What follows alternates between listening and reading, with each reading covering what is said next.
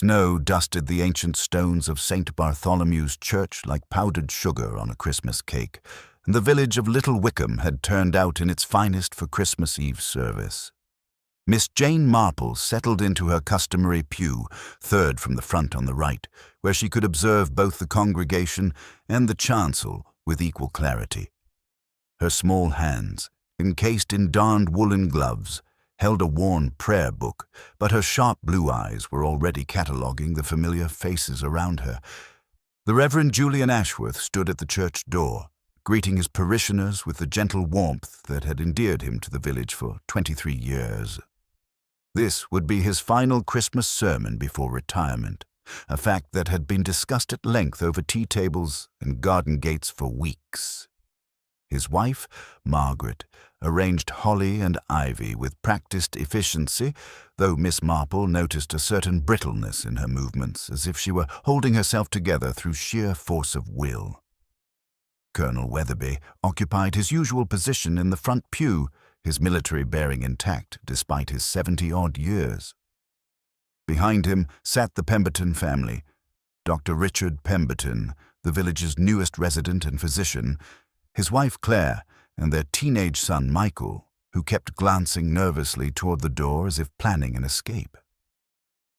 Mrs. Dolly Bantry rustled into her seat, her magnificent hat adorned with what appeared to be an entire aviary of feathers, while her husband Arthur followed with the resigned expression of a man long accustomed to public displays. The church filled steadily with the comfortable murmur of a community gathering. Miss Marple observed young Timothy Fletcher, the baker's son, sitting alone near the back, his usually cheerful face clouded with worry. The Hartwell sisters, Agnes and Millicent, whispered disapprovingly about something, most likely the length of Sarah Ashworth's skirt, Miss Marple surmised. Near the organ, Mrs. Price adjusted her sheet music with trembling fingers, though whether from age or nerves was difficult to determine. As the service began, Reverend Ashworth climbed into the pulpit with measured steps. His sermon started traditionally enough, speaking of peace and goodwill, but Miss Marple detected an undercurrent of tension in his voice. His eyes swept the congregation with unusual intensity, lingering on certain faces in a way that made several parishioners shift uncomfortably in their seats. "Truth," the Reverend declared, his voice gaining strength, "is the foundation upon which all else must be built. Without truth, our relationships become houses built upon sand, destined to crumble at the first storm." Dr. Pemberton's knuckles whitened where they gripped his prayer book, and Mrs. Bantry's fan fluttered more rapidly than the mild temperature warranted. The Reverend paused to sip from the glass of water that always sat on the pulpit ledge, a small ritual Miss Marple had observed countless times before. But this time, something was different. His expression changed subtly, a flicker of surprise crossing his features as he lowered the glass. He continued speaking, but his words began to slur slightly, his usually clear diction becoming muddled. "Forgiveness," he continued, though his voice had grown hoarse, "requires first the acknowledgement of wrongdoing." His hand went to his throat, and he took another sip of water, this time more urgently. The congregation stirred uneasily, sensing something amiss. Miss Marple leaned forward slightly, her attention sharpening. She noticed how Timothy Fletcher had half risen from his seat, his face pale with what looked like terror rather than concern. Dr. Pemberton was already moving, his medical instincts activated, but he was too far away to reach the pulpit quickly. The Reverend's next words were barely audible. He swayed, gripping the pulpit edge, his face taking on an alarming pallor. I must tell you all," he whispered, but the words died as his knees buckled. He collapsed behind the pulpit with a soft thud that seemed to echo through the suddenly silent church. Chaos erupted immediately. Mrs. Bantry shrieked, her hat tilting precariously. Colonel Weatherby barked orders from his military days, while children began to cry. Dr. Pemberton pushed through the crowd, his face grim with professional concern. Margaret Ashworth stood frozen in the aisle, her hand pressed to her mouth in horror. Miss Marple remained seated, her keen eyes taking in every detail. She watched Timothy Fletcher sink back into his pew, his face now drained of all color. She observed how Mrs. Price's hands shook so violently she dropped her hymnal. Most interestingly, she noted how someone, she couldn't quite see who in the confusion, quickly retrieved the water glass from where it had fallen beside the pulpit. Dr. Pemberton emerged from behind the pulpit moments later, his face grave. "I'm afraid," he announced quietly, "that Reverend Ashworth has passed away." The words fell like stones into the hushed church.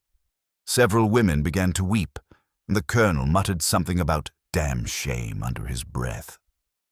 As the congregation slowly filed out into the snow-covered churchyard, Miss Marple lingered, helping Margaret Ashworth gather the scattered hymn books with gentle efficiency. She noticed that the water glass had disappeared entirely, and that young Timothy Fletcher had slipped away without speaking to anyone. Most curious of all, she observed that Dr. Pemberton, despite his obvious medical expertise, had made no attempt to summon an ambulance or perform any life-saving measures. The village's peaceful Christmas Eve had been shattered, but Miss Marple suspected this was only the beginning. In her long experience, sudden deaths in small villages were rarely as simple as they appeared, and the Reverend's final, unfinished words suggested he had intended to reveal something important. As she walked slowly home through the falling snow, Miss Marple reflected that Little Wickham's Christmas would indeed be memorable, though not for the reasons anyone had expected. By Boxing Day morning, Little Wickham hummed with speculation as thick as the morning mist that clung to the church spire. Miss Marple made her customary visit to Mrs. Clement's shop, ostensibly for her weekly provisions, but primarily to observe the natural ebb and flow of village opinion that always followed such dramatic events. The human tendency to theorize in the face of tragedy, she had long observed, often revealed more about the theorists than the tragedy itself. Mrs. Clement held court behind her polished counter, her voice pitched at that particular level reserved for sharing momentous news. "Poor dear Margaret," she declared to her assembled customers. "Finding Julian collapsed like that on Christmas Eve. Dr. Pemberton says it was his heart, you know. All that strain of preparing for retirement, and those dreadful worries about the church roof fund. Men his age simply cannot handle such pressure." The shopkeeper's pronouncement carried the weight of accepted wisdom, though Miss Marple noted how quickly the village had embraced the official explanation. Mrs. Hartwell, the elder of the disapproving sisters, sniffed audibly from beside the tinned goods.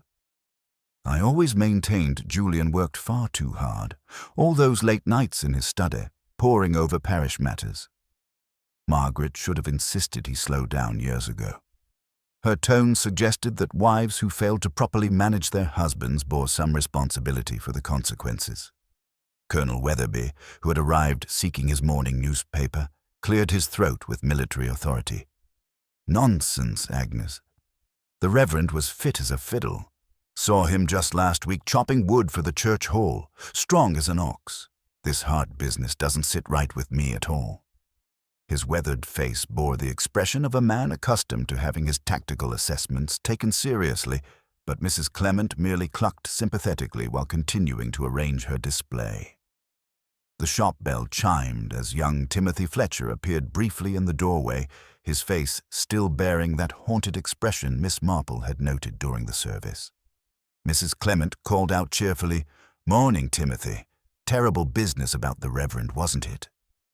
But the baker's son merely mumbled something inaudible and hurried away without making any purchases, leaving behind a trail of uncomfortable silence that spoke volumes. "Strange boy," muttered Mrs. Hartwell, adjusting her woolen gloves with disapproval. "Always was too nervous for his own good. His mother spoiled him dreadfully after his father died." Miss Marple filed this observation away, remembering Timothy's peculiar half-rise during the fatal sermon and wondering what burden of guilt or knowledge might be weighing on such young shoulders. Dr. Herb Pemberton's entrance shifted the conversation's tenor immediately. His professional demeanor remained intact despite the circumstances, though Miss Marple detected a certain brittleness beneath his composed exterior. Mrs. Clement began expressing condolences, but the doctor raised his hand politely. "Thank you all for your kind words. I've completed my preliminary examination, and I can confirm that Reverend Ashworth suffered a massive cardiac arrest. These things happen, particularly to men of his age who've been under considerable stress." Miss Marple observed how quickly and definitively the doctor had reached his conclusion, and how eager he seemed to discourage further speculation. "Will there be a post-mortem examination?" she inquired gently, her voice carrying just the right note of elderly concern mixed with natural curiosity. Dr. Pemberton's response came perhaps a fraction too quickly for complete comfort. "I see no medical necessity for such measures. The cause of death is quite clear, and subjecting Margaret to additional distress would serve no useful purpose. The coroner has accepted my professional assessment." His tone suggested the matter was definitively closed, but Miss Marple noticed the slight tension around his eyes and the way his knuckles whitened where they gripped his medical bag. Mrs. Bantry swept into the shop at that precise moment, her dramatic entrance commanding immediate attention as always. "Oh, my dears," she exclaimed, her magnificent hat quivering with emotion. "I've just come from poor Margaret. The woman is beside herself with worry. She keeps insisting that Julian was trying to tell her something terribly important, something about irregularities in the old parish records. She's absolutely convinced he discovered some dreadful secret that contributed to his collapse." This revelation sent a fresh ripple of excitement through the assembled villagers, like a stone thrown into still water. Colonel Weatherby frowned deeply, his military mind clearly working through possibilities. What sort of secret could possibly exist in Little Wickham? We're hardly a hotbed of international intrigue. Yet Miss Marple noticed that Dr. Pemberton had grown very still, his professional composure wavering slightly. Mrs. Price, the church organist, had been quietly selecting items from the shelves during this exchange, but now she spoke in her tremulous voice. "I did notice Julian seemed particularly agitated these past few weeks. He spent countless hours going through dusty church documents, muttering to himself about dates and discrepancies. When I offered assistance, he said it was a delicate matter requiring the utmost discretion." Her words carried genuine concern rather than mere village gossip, lending them additional weight. The shop's atmosphere grew thick with speculation and unspoken possibilities. Mrs. Clement leaned forward conspiratorially, her voice dropping to a stage whisper. "Perhaps he discovered some irregularity in the church finances? You know how these matters can prey terribly on a conscientious man's mind, especially someone as scrupulously honest as our dear Reverend." As Miss Marple completed her purchases and prepared to leave, she reflected on the morning's revelations with her characteristic methodical precision. The official explanation of natural causes seemed to satisfy most villagers, but several troubling details continued to nag at her orderly mind. Dr. Pemberton's hasty conclusions, Timothy Fletcher's obvious distress, the Reverend's mysterious research into parish records, and most significantly, that water glass which had vanished so completely and conveniently after the collapse. In her extensive experience, when someone took such trouble to remove potential evidence, it invariably meant there was something genuinely significant to conceal. Little Wickham's Christmas tragedy was beginning to reveal the complex web of secrets and motivations that Miss Marple had learned to expect in even the most ostensibly peaceful communities. Miss Marple's approach to investigation had always been deceptively simple, relying on the natural rhythms of village life to provide opportunities for observation. The afternoon following her morning at Mrs. Clement's shop found her making what appeared to be a perfectly ordinary condolence call at the vicarage, armed with a seed cake and the gentle persistence that had served her well through decades of unraveling human mysteries. Margaret Ashworth received her with the fragile composure of a woman holding herself together through sheer force of will. The vicarage felt different somehow, as if the sudden absence of its master had shifted the very atmosphere within its walls. As they sat in the drawing room with tea growing cold between them, Margaret's carefully maintained facade began to crack under the weight of her confusion and grief. "He was so troubled these past weeks, Miss Marple," Margaret confided, her voice barely above a whisper. "Julian spent every evening in his study, poring over the old parish registers with an intensity I'd never seen before. He said he'd discovered something disturbing, an irregularity in the records that had implications for someone in our village. When I pressed him for details, he would only say that the truth needed to come to light before his retirement." Miss Marple nodded sympathetically while filing away this crucial information. The Reverend's research into historical records, combined with his obvious distress and his interrupted final words, painted a picture of a man who had stumbled upon a dangerous secret. In her experience, such discoveries in small communities often proved fatal for those conscientious enough to pursue them. Their conversation was interrupted by a hesitant knock at the front door. Margaret answered it to find Timothy Fletcher standing on the doorstep, his young face pale with obvious distress. His hands trembled as he removed his cap, and his voice shook when he asked if he might speak with them about something important concerning the Reverend. Miss Marple observed the young man carefully as Margaret ushered him into the sitting room. Timothy's guilt was written plainly across his features, though she suspected it stemmed from knowledge rather than direct culpability. He perched on the edge of his chair, as if ready to flee at any moment, his eyes darting between the two women with desperate uncertainty. "I've been helping with church maintenance for months," Timothy began, his voice gaining strength as the words tumbled out. "Last week, while organizing papers in the vestry, I accidentally knocked over a box of old documents. When I gathered them up, I noticed that some of the entries looked different from the others. The ink was newer, and the handwriting didn't quite match, even though they were supposed to be from years ago." Miss Marple leaned forward slightly, her interest sharpened by this revelation. Timothy's accidental discovery had clearly triggered the Reverend's investigation, setting in motion the chain of events that had led to his death. The young man continued his confession with the relief of someone finally unburdening himself of a terrible secret. "I mentioned it to Reverend Ashworth, thinking he should know about potential forgeries in the church records. He became very serious and asked me not to tell anyone else while he investigated further." Timothy's voice dropped to barely audible levels. "On Christmas Eve morning, he gave me an envelope to deliver to Mrs. Ashworth if anything happened to him. I still have it. I was too frightened to give it to her after he collapsed." Margaret gasped, reaching out instinctively toward the young man. Miss Marple, however, remained outwardly calm while her mind raced through the implications. The Reverend had anticipated danger, had taken precautions, and had prepared some form of revelation for his wife. The envelope likely contained evidence of whatever irregularities he had discovered in the parish records. After Timothy left, promising to return with the envelope, Miss Marple walked slowly through the village, her keen eyes noting details that others might dismiss as insignificant. She observed Dr. Pemberton hurrying past with unusual urgency, avoiding eye contact when she nodded pleasantly in his direction.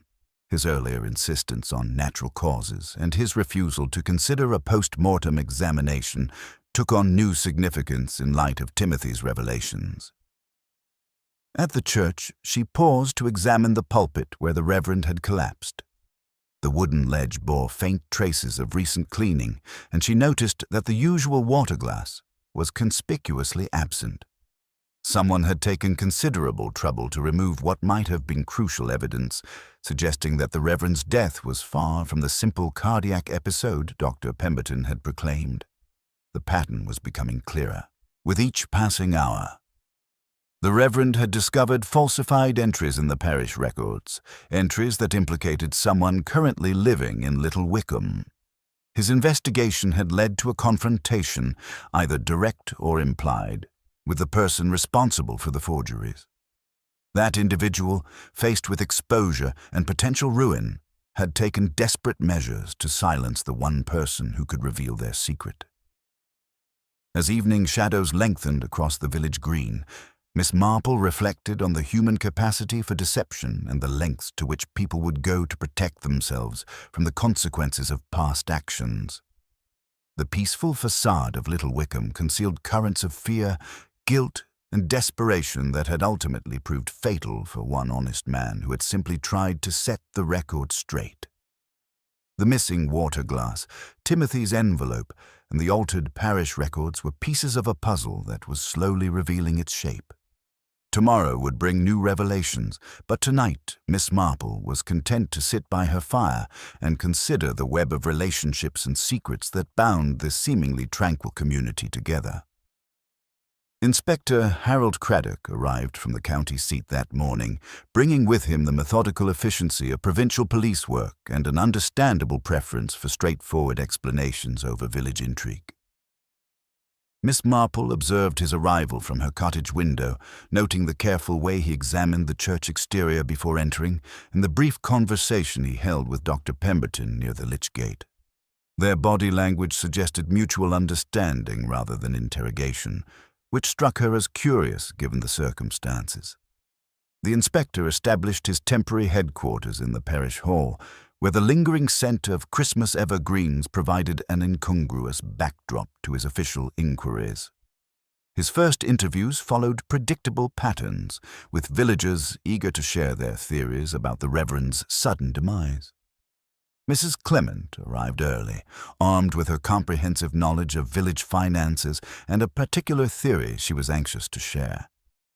"You'll want to speak with Arthur Finch about the church roof fund," she declared with the confidence of someone presenting irrefutable evidence. The Reverend had been terribly worried about those accounts in recent weeks, asking all sorts of questions about expenditures and receipts.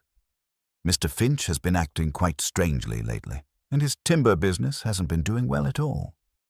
Her words carried the weight of accumulated gossip, but Miss Marple noticed how quickly this narrative had crystallized among the villagers. Arthur Finch himself appeared for questioning with the defensive posture of a man who knew he was already suspected. His explanations about the roof fund accounts seemed rehearsed, though whether from guilt or merely the natural anxiety of facing police scrutiny remained unclear. Inspector Craddock pressed him on discrepancies in the financial records, and Finch's increasingly flustered responses only seemed to confirm the villagers' suspicions about his culpability. "The Reverend was always meticulous about church finances," Finch explained, mopping his brow despite the December chill. "Perhaps too meticulous, if you take my meaning. He questioned every expenditure, demanded receipts for the smallest purchases. The stress of it all must have contributed to his heart condition." His attempt to redirect blame onto the victim's conscientiousness struck Miss Marple as particularly telling, though not necessarily in the way the inspector might assume. The revelation of Timothy Fletcher's envelope provided the investigation's first concrete evidence, though its contents proved more intriguing than conclusive. Margaret Ashworth, accompanied by Miss Marple, delivered it to Inspector Craddock with trembling hands. The Reverend's careful handwriting revealed his discovery of alterations in the parish registers, specifically concerning entries from approximately 25 years earlier that affected matters of inheritance and legitimacy. Julian's letter described confronting someone about these falsifications, offering them an opportunity for private confession before he felt compelled to involve the authorities. His final entry, dated Christmas Eve morning, expressed his intention to reveal the truth during his sermon if the guilty party failed to come forward voluntarily. The letter concluded with his fears for his own safety, should his investigation threaten someone desperate enough to maintain their deception at any cost. Inspector Craddock examined the evidence with growing satisfaction, seeing confirmation of his emerging theory about financial impropriety leading to fatal confrontation. It's clear the Reverend discovered irregularities in church records, most likely related to the missing funds from the roof account. When he confronted Finch about the embezzlement, the shock brought on his cardiac arrest. These cases are more common than people realize. Miss Marple listened to this explanation with polite attention while privately noting its numerous inconsistencies.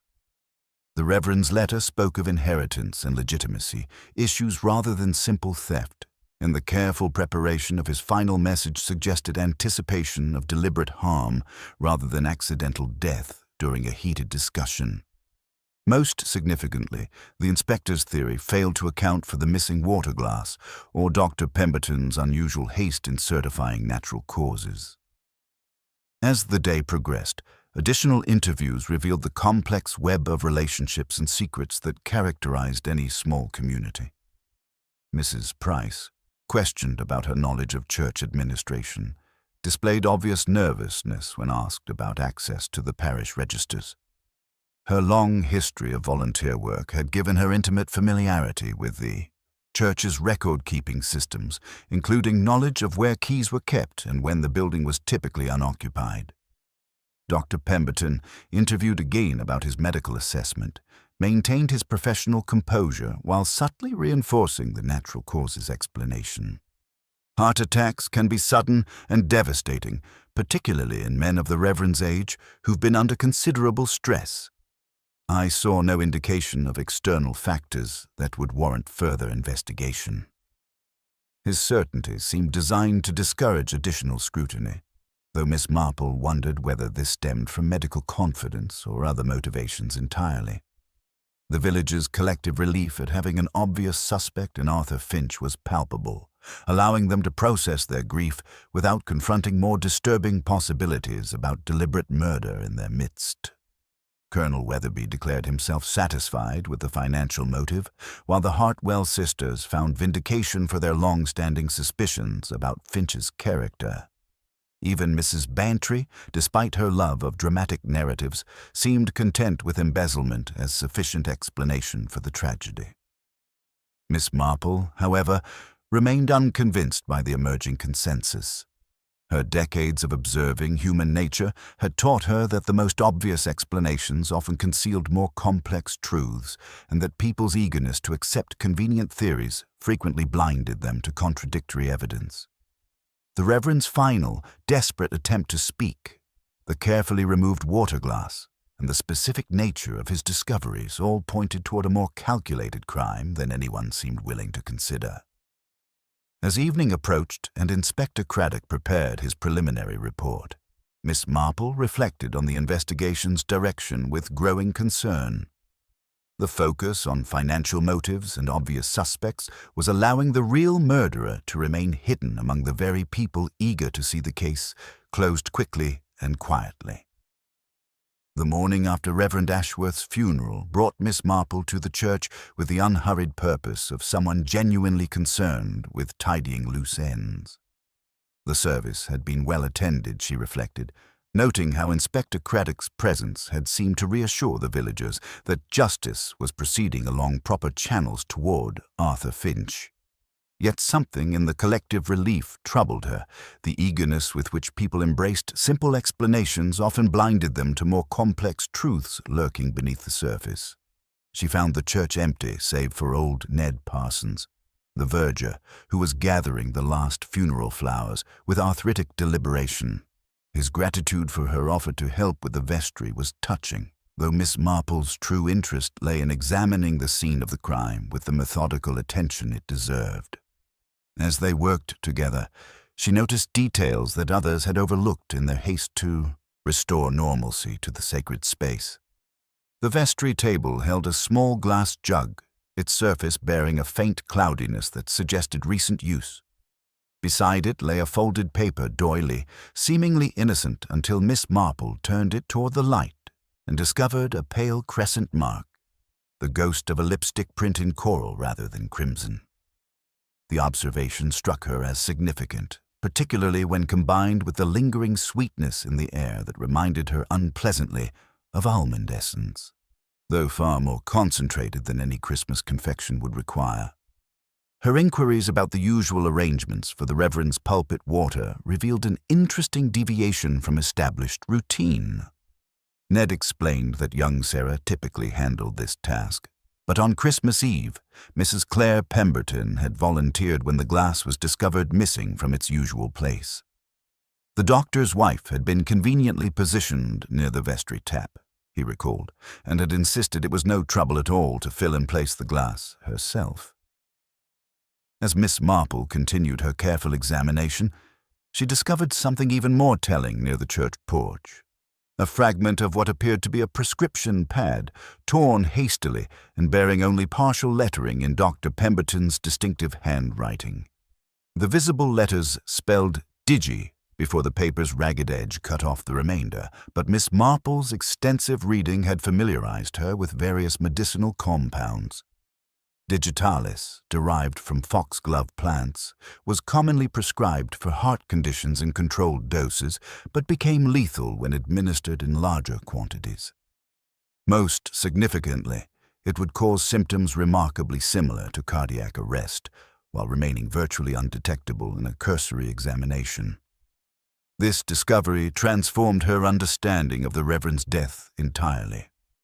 The missing water glass, which had troubled her from the beginning, now revealed its sinister purpose as the vehicle for administering a carefully calculated dose of poison. Someone with access to prescription medications had used the Reverend's customary drink during sermons to silence him permanently, knowing that their medical authority would discourage further investigation. Her contemplation was interrupted by Mrs. Price, who approached with the nervous energy of someone carrying a burden too heavy for comfortable silence. The elderly organist's revelation proved crucial to understanding the true scope of the crime. She explained that Reverend Ashworth had discovered alterations in birth and death certificates from around 1948, suggesting that someone had assumed a false identity using the credentials of a child who had died in infancy. The implications were staggering: inheritance fraud, illegitimate claims to property or position, and a deception maintained for nearly 3 decades. The pieces of the puzzle were beginning to form a coherent picture in Miss Marple's mind. Dr. Pemberton's insistence on natural causes, his refusal to consider a post-mortem examination, and his hasty certification of death all suggested someone with both the means and motivation to commit murder while ensuring the crime remained undetected. His medical knowledge provided access to appropriate poisons, and his professional authority effectively discouraged further investigation. But the most intriguing element was Claire Pemberton's involvement in placing the fatal glass of water. Miss Marple's memory, sharpened by decades of observing human nature, began to recall details about the doctor's wife that had previously seemed insignificant. There was something familiar about her features, a resemblance to someone from the village's past that nagged at the edges of recognition. The time frame of the altered records, 1948, suggested someone who might have arrived as a war orphan or displaced person when documentation was scarce and backgrounds difficult to verify. As the day progressed, Miss Marple reflected on the complexity of the deception that had been maintained for so long. Someone currently living in Little Wickham under an assumed identity had built their entire life upon a foundation of fraud, possibly inheriting property or position to which they had no legitimate claim. The Reverend's discovery had threatened not only exposure, but potential criminal prosecution and civil liability that could destroy everything they had worked to achieve. The coral lipstick mark on the doily, the prescription fragment, and the convenient substitutions of water-bearers all pointed toward a carefully orchestrated murder designed to eliminate the one person who could expose decades of successful deception. Miss Marple understood that proving such a crime would require more than circumstantial evidence and theoretical motives. She would need to demonstrate not only opportunity and means, but also the specific identity fraud that had provided the motive for such desperate action. As evening shadows lengthened across the churchyard, Miss Marple walked slowly home, her mind working through the implications of her discoveries. The peaceful village of Little Wickham concealed a murderer who had lived among them for decades, trusted and respected while harboring a secret that had ultimately driven them to kill an innocent man whose only crime was seeking truth and justice. Tomorrow would bring new opportunities to test her theories, but tonight she was content to sit by her fire and consider the web of deception that had finally begun to unravel after so many years of careful concealment. Miss Marple had always found that the most revealing conversations occurred not during formal interviews, but over properly served tea, where social conventions encouraged the very openness that guilt sought to suppress. Her invitation to Mrs. Bantry for an informal gathering that afternoon was carefully calculated, as was her suggestion that they include several other ladies who might appreciate some companionship during this difficult time following the Reverend's funeral. Claire Pemberton arrived with the punctual grace of someone accustomed to fulfilling social obligations, her appearance impeccable despite the recent tragedy that had shaken the village. Miss Marple noted immediately the subtle coral shade of her lipstick, a color that seemed familiar from somewhere quite specific, though she kept this observation to herself while pouring tea with steady hands.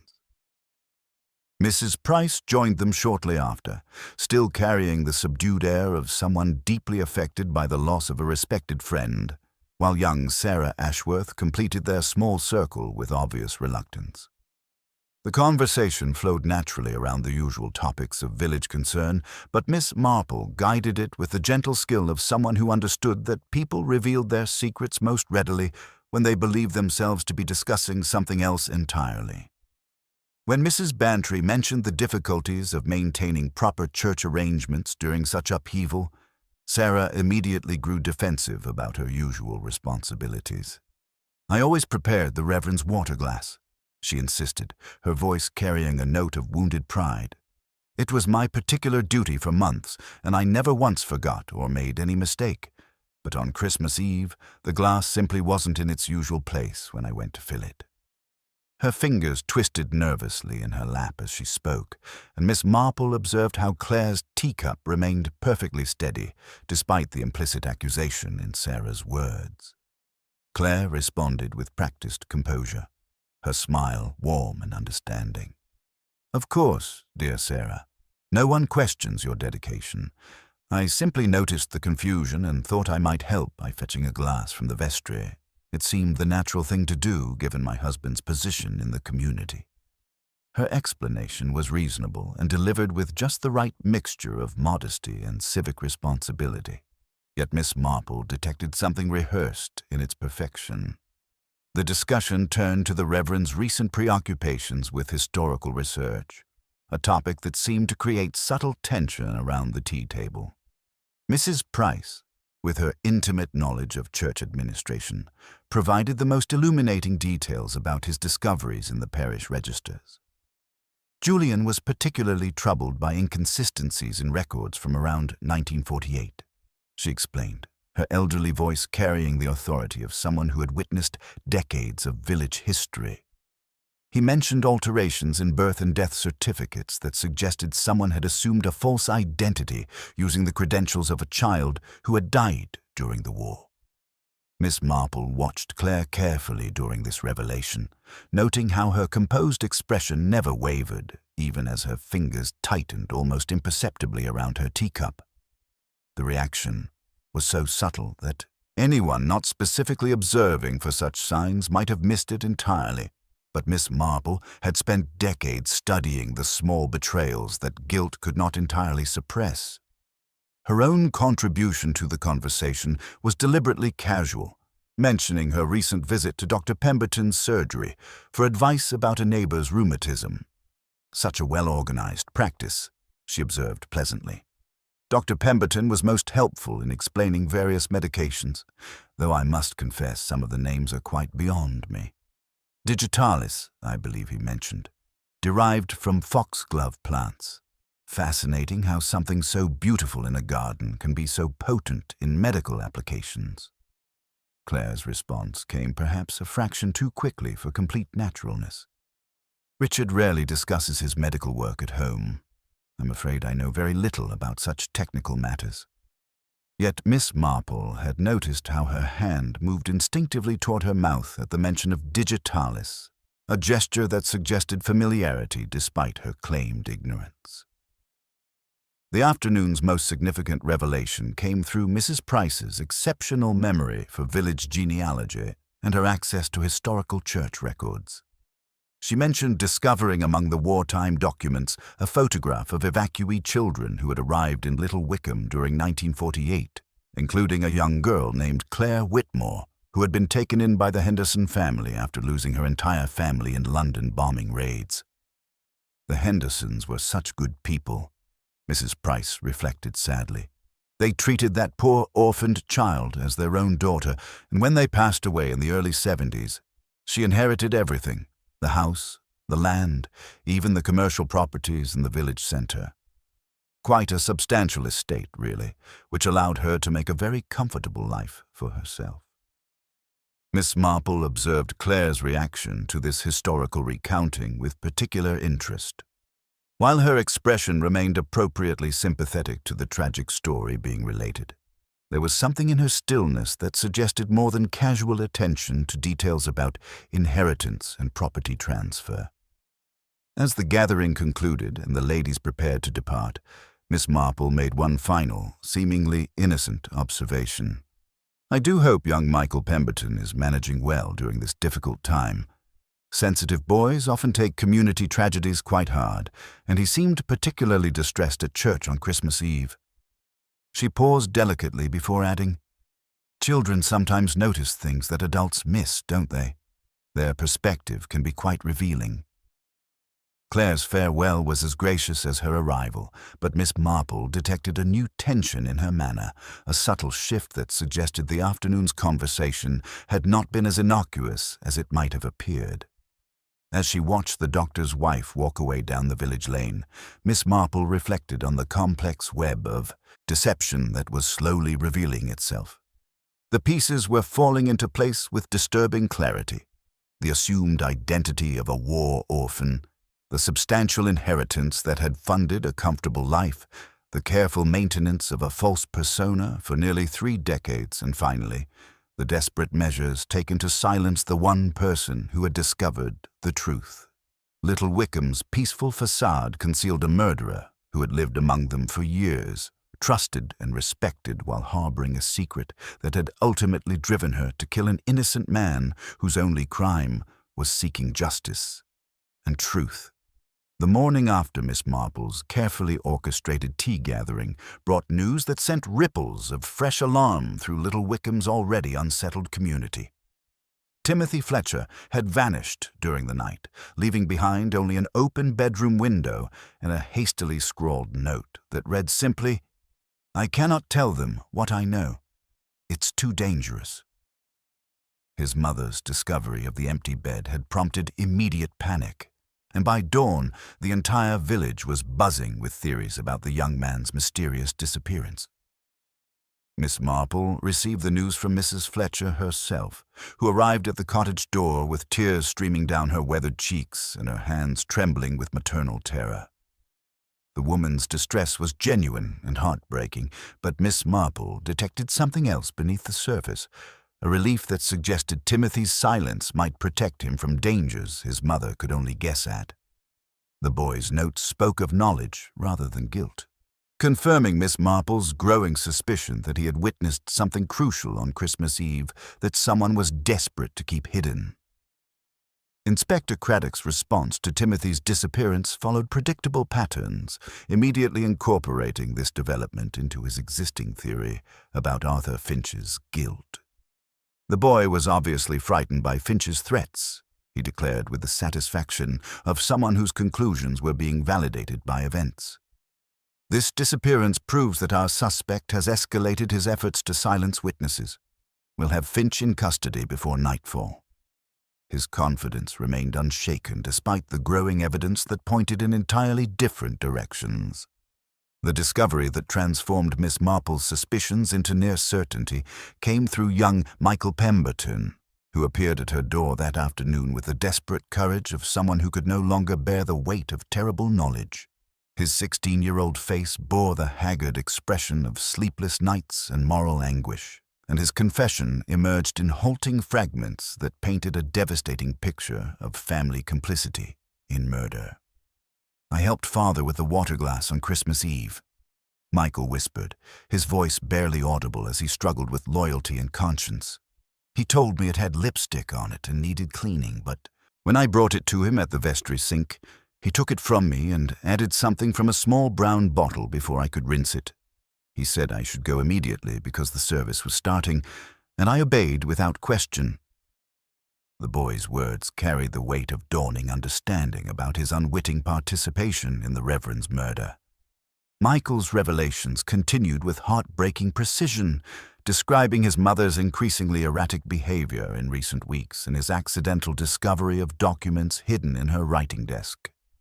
Among them were birth and death certificates for Claire Whitmore, along with correspondence regarding the Henderson inheritance that revealed her awareness of the fraudulent foundation upon which their entire life had been built. "She's been living as someone else for 30 years, he concluded with the hollow voice of someone whose world had crumbled completely. The afternoon brought additional evidence that confirmed Miss Marple's theories about the crime's true nature. The church vestry had been broken into during the night, with the parish register stolen and clear signs of hasty, desperate searching. Near the old mill pond, searchers discovered a partially burned fragment of the Reverend's distinctive notepaper bearing the words, "The will illegit," in his careful handwriting, suggesting that Timothy had indeed carried crucial evidence before his disappearance. Miss Marple examined this physical proof with growing certainty about the sequence of events that had led to 2 crimes. Claire Pemberton, living under an assumed identity obtained through wartime chaos, had built a comfortable life on the foundation of inheritance fraud. The Reverend's investigation into parish records had threatened to expose her deception, prompting desperate measures to silence him permanently. Timothy's knowledge of the altered documents had made him a liability requiring elimination, though whether he had fled or been silenced remained ominously unclear. The psychological portrait that emerged from Michael's testimony revealed the full scope of the tragedy engulfing the Pemberton family. Dr. Pemberton's medical knowledge had provided both the means, digitalis from his supplies, and the authority to prevent further investigation through his certification of natural causes. His son's innocent assistance in handling the poisoned water glass had made the boy an unwitting accomplice, while Claire's decades of successful deception had finally driven her to murder when exposure threatened everything she had worked to achieve. As evening shadows lengthened across the village, Miss Marple reflected on the complex web of lies that was finally beginning to unravel after nearly 30 years of careful concealment. The peaceful facade of Little Wickham had concealed a murderer who had lived among them as a respected member of the community, trusted with their health and their secrets while harboring a deception that had ultimately proven fatal for an honest man seeking truth and justice. The investigation had reached a critical juncture where careful maneuvering would be required to expose the truth without allowing further violence. Miss Marple understood that Claire Pemberton's desperation had already driven her to eliminate 2 threats to her secret, and that cornered criminals often proved most dangerous when they had nothing left to lose. Tomorrow would bring the delicate task of forcing a confession while protecting any remaining witnesses from a woman who had already demonstrated her willingness to kill in order to preserve the lie that had become her entire reality. The discovery of Timothy Fletcher's body in the old mill pond that gray morning struck Little Wickham like a second thunderbolt, transforming what had seemed a tragic but explainable death into something far more sinister. The young man floated among the winter reeds, his pockets weighted with stones in a crude attempt to prevent the corpse from surfacing. The blunt force trauma to his skull, revealed by Dr. Pemberton's reluctant examination under Inspector Craddock's watchful eye, made any pretense of accidental drowning impossible to maintain. Miss Marple arrived at the scene shortly after the body's discovery, ostensibly to comfort Mrs. Fletcher during this terrible ordeal, but in reality to observe the proceedings with the careful attention of someone who understood that crime scenes often revealed more than their investigators realized. The positioning of the body, the nature of the injuries, and most significantly, the complete absence of the envelope Timothy had promised to deliver, all suggested a carefully planned elimination rather than a crime of passion or panic. Inspector Craddock's immediate assumption that Arthur Finch had escalated from financial fraud to murder provided exactly the misdirection that the real killer required to continue operating undetected. First, the Reverend discovered his embezzlement, and now he's silenced the boy to prevent testimony, the inspector declared with grim satisfaction. We'll have Finch in custody before the day is out. His certainty remained unshaken despite mounting evidence that pointed toward medical rather than financial motives for both crimes.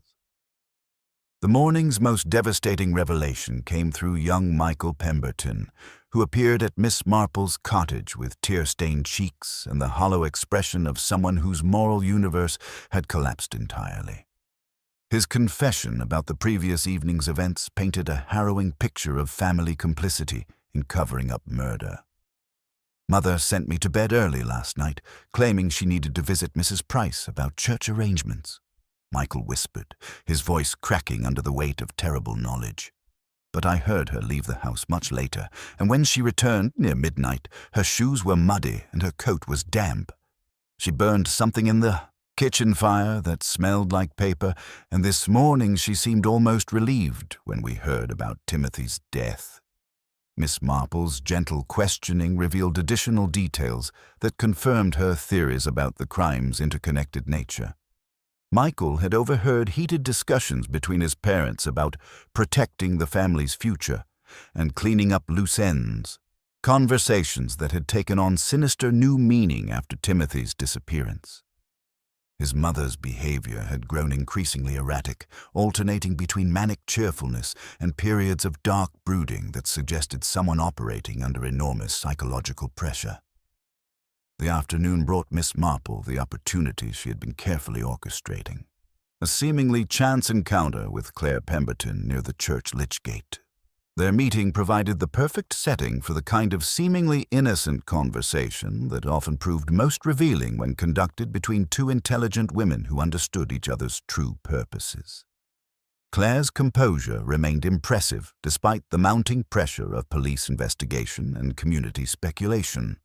Her expressions of sympathy for Timothy's family were appropriately measured, and her observations about the tragedy's impact on village life demonstrated the kind of social awareness that had helped maintain her deception for 3 decades.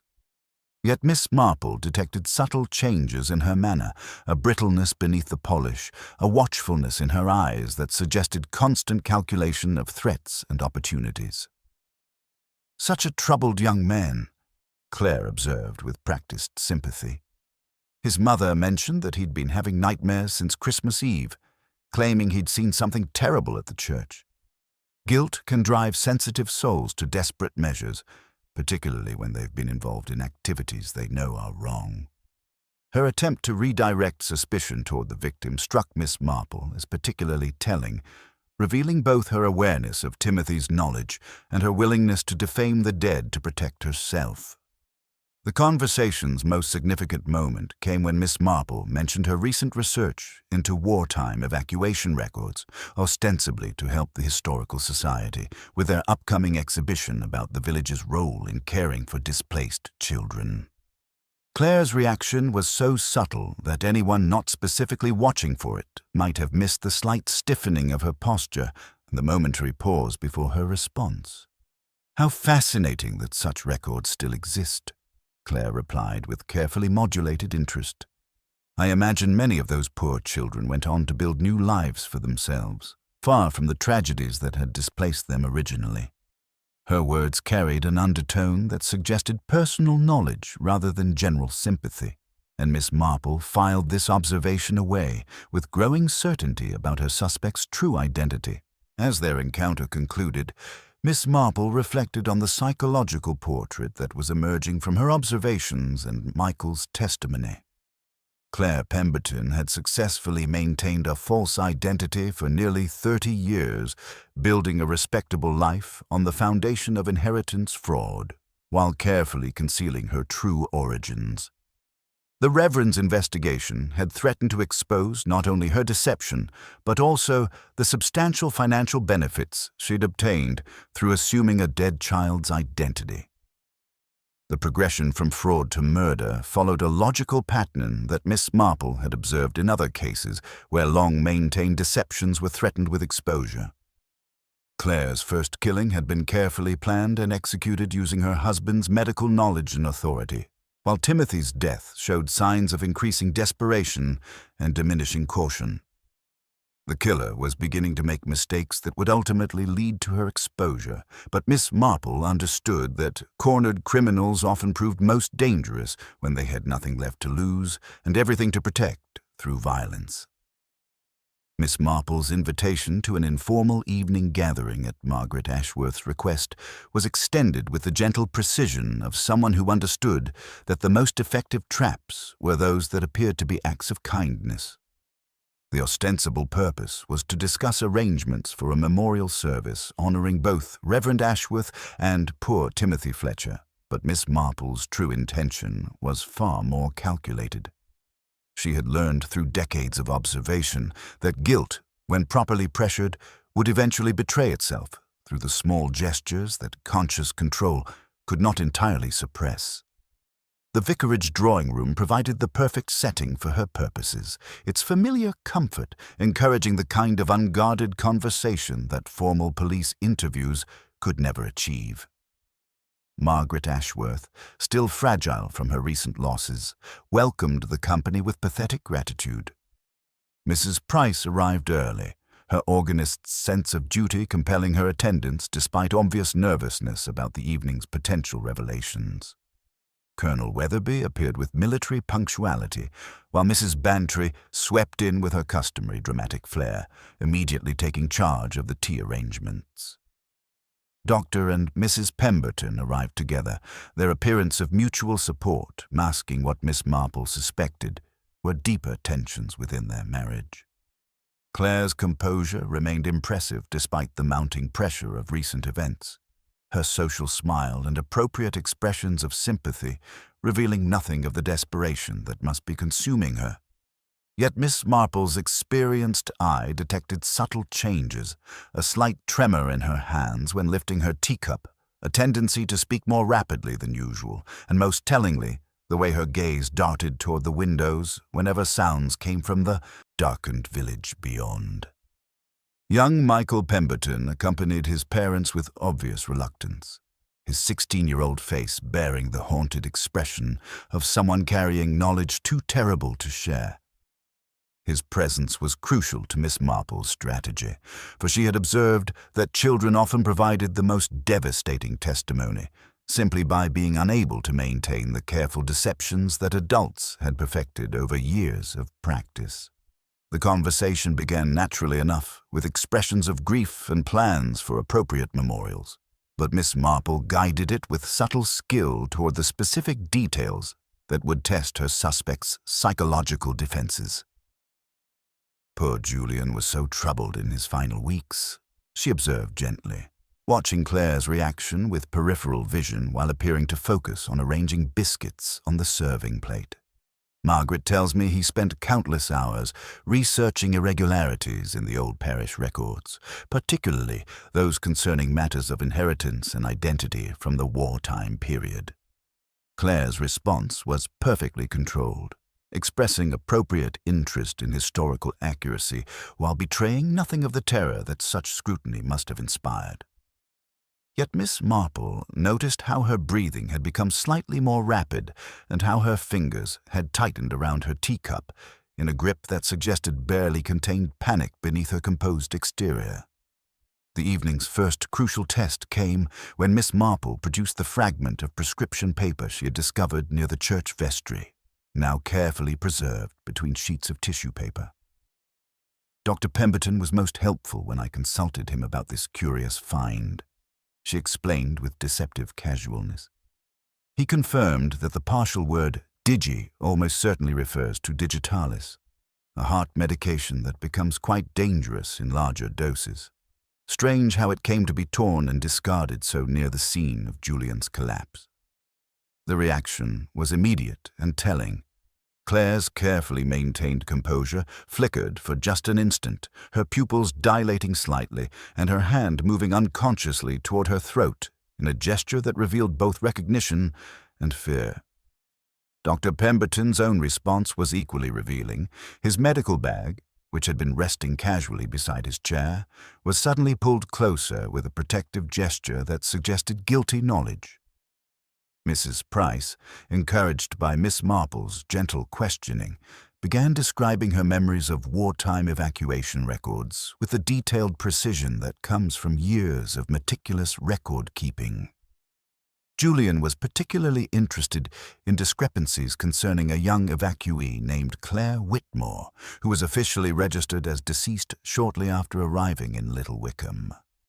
Yet the Henderson family adopted a child of the same name around the same time, though her original documentation was remarkably incomplete for such a substantial inheritance case. At the mention of Claire Whitmore, young Michael's composure finally cracked completely. A sharp intake of breath escaped his lips before he could stop it, his eyes widening with the terrible comprehension of someone whose worst fears were being confirmed. His mother's reaction was swift and decisive, a single, sharp glance that commanded silence with the authority of years of family secrets maintained through mutual complicity. Miss Marple observed this exchange with the satisfaction of someone whose theories were being confirmed by the evidence of her own eyes. The psychological pressure was having its intended effect, forcing reactions that conscious control could not entirely suppress. Claire's facade was beginning to crack under the weight of accumulated evidence and the growing certainty that her decades-old deception had finally been discovered. The truly fascinating aspect, Miss Marple continued with relentless gentleness, is how someone might maintain such an elaborate deception for 30 years, building an entire life on the foundation of a stolen identity. The constant vigilance required, the careful management of relationships and documentation, the ever-present fear of discovery. It would require extraordinary psychological strength to sustain such a burden. Claire's breakdown, when it came, was subtle but unmistakable. Her hands began to tremble visibly, and she pressed them against her mouth in a gesture that revealed both guilt and terror.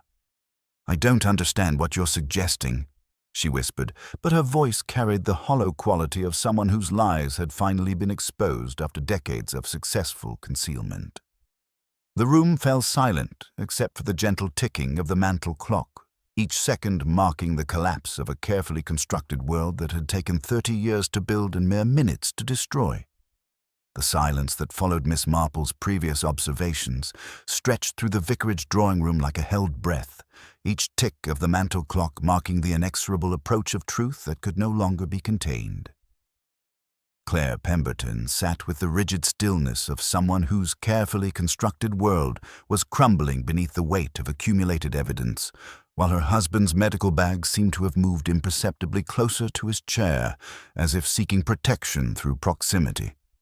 Miss Marple allowed the quiet to deepen, understanding that psychological pressure, properly applied, would accomplish what direct accusation could never achieve. Her gentle eyes took in every detail: Claire's increasingly rapid breathing, Dr. Pemberton's white-knuckled grip on his teacup, young Michael's obvious internal struggle between loyalty and conscience. The moment had arrived for the careful presentation of evidence that would make denial impossible. "The water glass troubled me from the beginning," Miss Marple began with deceptive mildness, her voice carrying the authority of someone who had spent decades observing human nature in all its complexity. Such a small thing, really, but Julian always used the same glass for his sermons. A simple tumbler with a tiny chip on the rim that he habitually turned away from his mouth.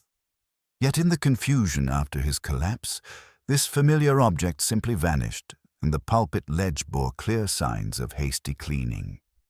She produced from her knitting bag a folded paper doily, handling it with the reverence due to crucial evidence. This was found near the vestry water jug, bearing a faint crescent of coral lipstick, a shade I've observed you wearing frequently, Mrs. Pemberton. The scent clinging to it was distinctly almond, which might mislead some to think of certain dramatic poisons, but almond oil is also used in cosmetics and lingers quite persistently on fabric. Claire's composure flickered almost imperceptibly, her hand moving unconsciously toward her mouth before she caught herself. Dr. Pemberton shifted in his chair, the movement betraying nervousness rather than mere discomfort, while Miss Marple continued her methodical exposition with relentless gentleness. "Then there was this curious fragment," she said, producing the torn prescription paper with its partial word "digi" clearly visible. "Found near the church porch, bearing your distinctive handwriting, Doctor. Digitalis, derived from foxglove, is indeed useful for heart conditions in proper doses, but becomes quite lethal when administered in larger quantities. Most conveniently, it produces symptoms remarkably similar to cardiac arrest, particularly useful when the attending physician is prepared to certify natural causes without delay." Mrs. Price, encouraged by Miss Marple's gentle nod, began speaking in her tremulous but clear voice. "I've been going through the old evacuation records, as Miss Marple requested, and I found something quite disturbing. In 1948, a child named Claire Whitmore arrived in Little Wickham as a war orphan, but she died of pneumonia within weeks of her arrival. The death certificate is quite clear, signed by the rector and properly registered. Yet shortly afterward, the Henderson family adopted another child, also calling herself Claire, whose documentation was remarkably incomplete for such a substantial inheritance case. The revelation hung in the air like incense, heavy with implications that could no longer be ignored." Miss Marple watched Claire carefully as she continued. "The diocesan archives confirmed this afternoon that the original Claire Whitmore was indeed buried in our churchyard under a different name, while someone else assumed her identity, her history, and eventually her inheritance. Living under a false identity for 30 years would require extraordinary psychological strength, but it would also create a terrible vulnerability to exposure." Young Michael's composure finally shattered completely under the weight of knowledge he could no longer bear alone. "Mother," he whispered, his voice cracking with adolescent anguish and moral confusion, "I cannot keep silent any longer. I saw you burning papers in the kitchen fire on Christmas night, papers that smelled old and official. I heard you and Father discussing protecting the family secret and cleaning up loose ends. When Timothy disappeared, you seemed relieved rather than worried, and I knew something terrible had happened.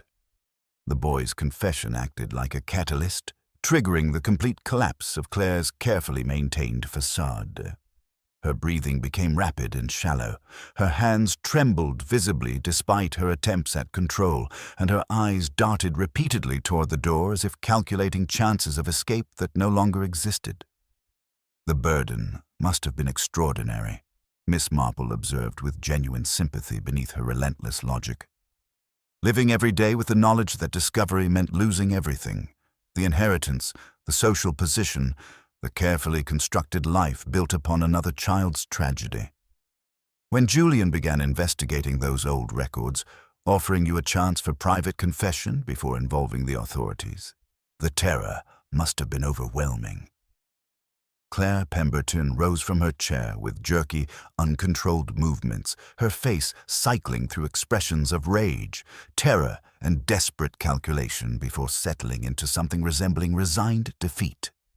"You cannot possibly understand," she said, her voice rising to a pitch that bordered on hysteria. "I was nobody, a war orphan with nothing and no one, sleeping in church halls and eating charity scraps. When the real Claire Whitmore died in that evacuation center, I saw an opportunity for a genuine life, a chance to become someone who mattered instead of just another displaced person forgotten by history." The confession poured out with the force of water through a broken dam, 30 years of carefully guarded secrets finally finding voice. She described assuming the dead girl's identity with desperate cunning, studying her background until the deception became second nature, winning the Henderson family's hearts while exploiting their kindness in ways they'd never suspected. "Julian was going to destroy everything," Claire continued, her words tumbling over each other in their haste to justify decades of fraud. He showed me the evidence he had discovered, offered me a chance to confess privately before involving the authorities. He was so righteous, so certain that abstract truth was more important than the real lives that would be ruined by exposure. I begged him to consider the consequences.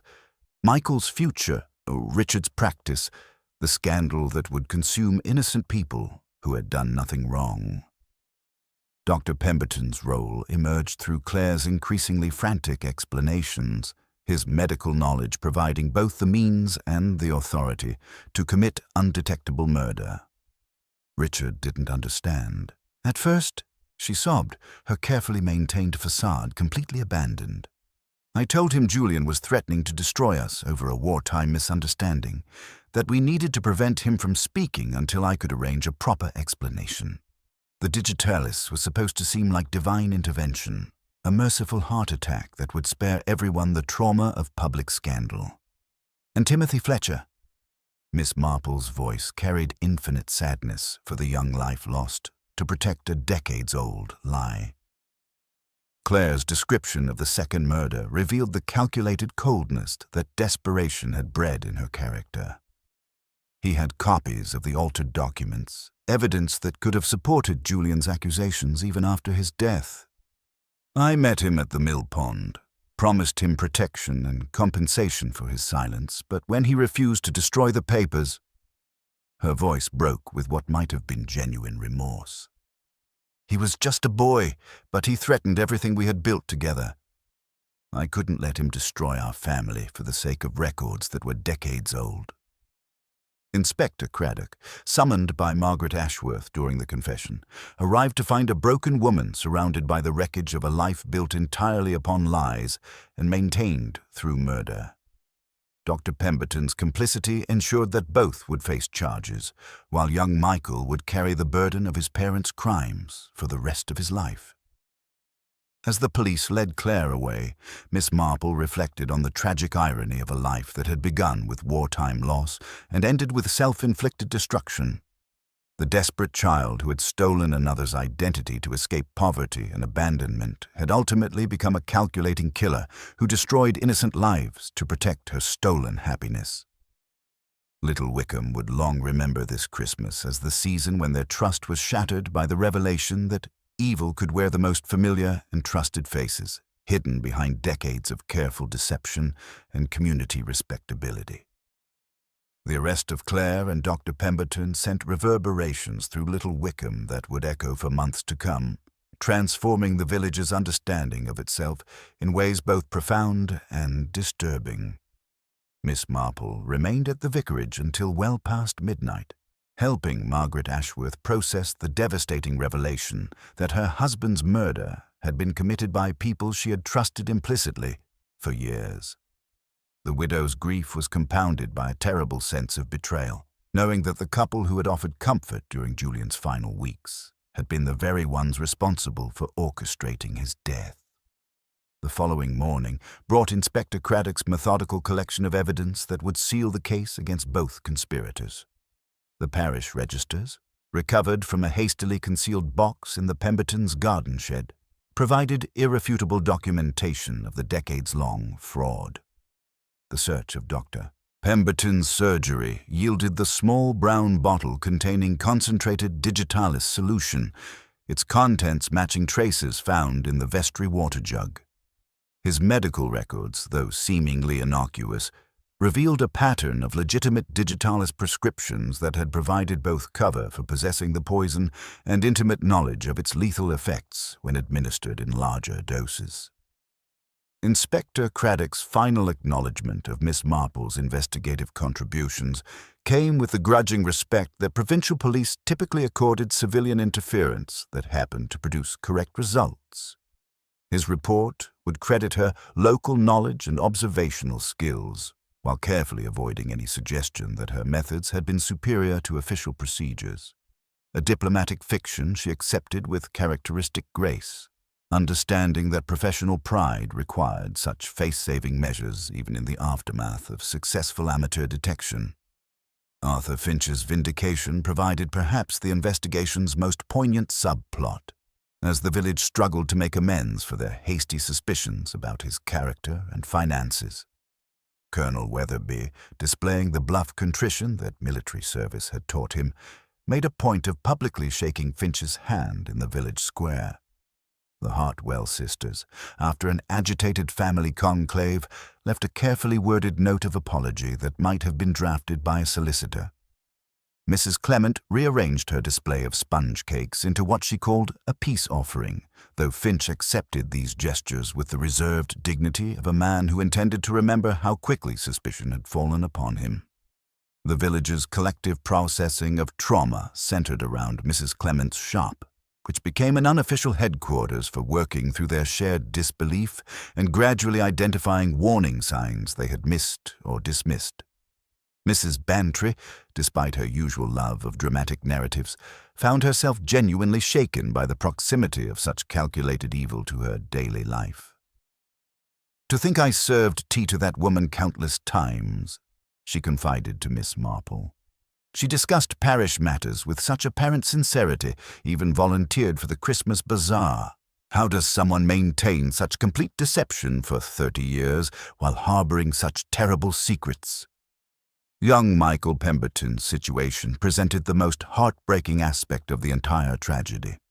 At 16, he found himself orphaned in the most devastating way possible, not through accident or illness, but through his parents' calculated decision to commit murder rather than face consequences for decades-old fraud.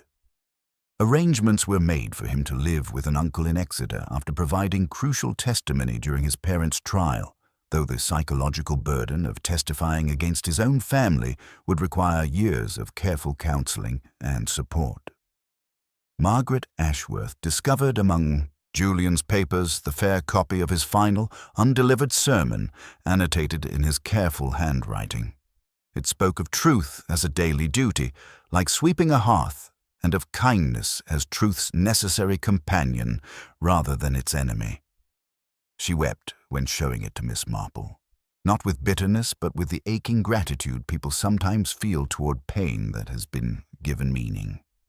The sermon's themes would guide the memorial services she organized to honor both her husband's memory and Timothy Fletcher's tragic sacrifice.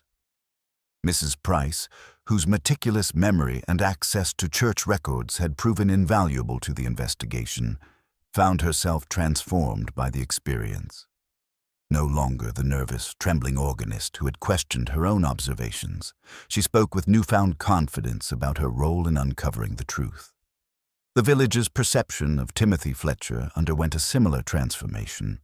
No longer remembered as the nervous baker's son, but honored as a young man whose courage in the face of overwhelming fear had helped expose a decades-long deception. The mill pond, once a picturesque spot for quiet contemplation, became a somber reminder of how far desperation could drive someone to protect their secrets. The villagers, who had once dismissed Timothy's anxieties as mere nervousness, now understood the terrible burden of knowledge he had carried and mourned his loss with deeper appreciation for his silent heroism. As winter deepened and the immediate shock began to fade, Miss Marple reflected on the complex web of circumstances that had led to such tragedy. A frightened war orphan's desperate decision to steal another child's identity had ultimately destroyed multiple lives and shattered a community's sense of security. The lesson, she understood, lay in recognizing how small compromises with truth and morality could evolve into something far more destructive when protected by lies and maintained through violence. Sitting in her garden among the winter roses, Miss Marple contemplated the intricate dance of human motivation that had played out in their peaceful village. Little Wickham would heal, as communities always did, but the scars would remain as permanent reminders that even in the most idyllic settings, the human heart could harbor both profound goodness and terrifying darkness. Truth, as Julian's final sermon had proclaimed, might not always bring peace, but it invariably set people on firmer ground than the shifting foundations of deception could ever provide. The trial of Claire and Dr. Pemberton concluded in early spring with guilty pleas that spared Little Wickham the ordeal of prolonged testimony while ensuring justice for both victims. The weight of evidence. Dr. Pemberton's medical records revealing precise digitalist dosages, the recovered parish registers with their damning alterations, and Claire's witnessed confession had made denial impossible. Both received life sentences, their comfortable existence in the village ending in the stark reality of prison walls, while the community they had deceived began the slow process of rebuilding trust and understanding. Miss Marple observed this healing with the patient attention she brought to all human endeavors, noting how trauma could either destroy or strengthen the bonds that held communities together. Little Wickham chose strength, though it came at the cost of innocence. Mrs. Clement's shop remained the village's unofficial headquarters for processing collective grief, but conversations now carried deeper currents of reflection about the fragility of appearances and the hidden complexities of human nature. The easy trust that had once characterized village relationships was replaced by something more cautious, but ultimately more genuine, bonds forged through shared adversity rather than mere proximity. Arthur Finch's complete exoneration provided one of the period's most encouraging developments. His quiet dignity during the weeks of suspicion had impressed those who bothered to observe, and his appointment to the parish council reflected genuine recognition of character rather than mere compensation for past injustices. Colonel Weatherby made a point of publicly shaking Finch's hand in the village square, declaring that military service had taught him the value of men who maintained their integrity under pressure. The Hartwell sisters, after considerable family consultation, left a carefully worded note of apology that managed to acknowledge error without entirely abandoning their sense of moral authority. Margaret Ashworth discovered unexpected strength in transforming her grief into purposeful action. The vicarage became a center for community outreach, honoring Julian's memory through practical assistance rather than empty sentiment. Her establishment of a scholarship fund in his name, supporting displaced young people who needed legitimate second chances, provided meaningful help while serving as a living memorial to her husband's commitment to truth and justice. The fund's first recipient was a war refugee whose documentation had been properly verified, a pointed reminder of the difference between earned opportunity and stolen identity. Young Michael Pemberton's journey toward healing proved the most challenging of all the character arcs that emerged from the tragedy. His uncle in Exeter reported gradual progress, noting the boy's determination to pursue medical training as a way of honoring the healing aspects of his father's profession while rejecting its betrayal. Miss Marple received periodic letters from Michael, each one showing increased emotional stability and a growing understanding that his parents' choices reflected their own moral failures rather than any inadequacy on his part. His decision to change his surname represented a clean break with a tainted legacy, while maintaining hope for a future built on honest foundations. The memorial service held on the anniversary of Julian's death brought together representatives from surrounding parishes who had known and respected the murdered clergyman. Father Williams, the new vicar, delivered a sermon that acknowledged the darkness that had touched their community while affirming the enduring power of truth to restore what violence had damaged. Mrs. Price played the organ with newfound confidence, her music weaving themes of remembrance and renewal that seemed to lift the congregation's spirits despite the somber occasion. Timothy Fletcher's mother attended, supported by the entire village in a demonstration of how shared grief could forge stronger bonds than mere neighborly politeness had ever created. The mill pond, drained and cleaned during the investigation, was transformed into a memorial garden where both victims were honored. The inscription on the simple stone monument read, "In memory of those who chose truth over safety and justice over silence." Visitors often remarked on the peaceful atmosphere of the spot, as if the tragedy it commemorated had somehow sanctified the ground for reflection and remembrance. As another Christmas approached, Miss Marple walked through the village observing the subtle signs of recovery that marked communities successfully processing trauma. Children played in the churchyard, without the haunted wariness that had characterized their behavior immediately after the murders. Neighbors engaged in comfortable conversation that indicated trust was slowly being rebuilt, though with a more mature understanding of human complexity than had existed before the revelations. Sitting in her garden that evening, Miss Marple reflected on the profound lessons embedded in Little Wickham's tragedy. The case had demonstrated how individual moral compromises could metastasize into community-wide deception, but it had also revealed the healing power of truth courageously pursued and honestly acknowledged. Julian Ashworth's interrupted final sermon about truth as the foundation for all relationships had proven prophetic. The village's recovery had begun only when the full scope of the deception was exposed and properly addressed. The human capacity for both profound evil and remarkable resilience continued to fascinate her after decades of observation. Claire Pemberton's transformation from desperate war orphan to calculating murderer illustrated how unchecked deception could corrupt even understandable survival instincts, while the community's response demonstrated how shared commitment to truth and justice could rebuild what violence had destroyed. As twilight settled over Little Wickham and evening bells called the faithful to prayer, Miss Marple smiled at the sound of Father William's voice, carrying clearly across the village green. Truth, as Julian had proclaimed in his final message, might not always bring immediate peace, but it invariably provided the solid foundation upon which genuine healing could be built.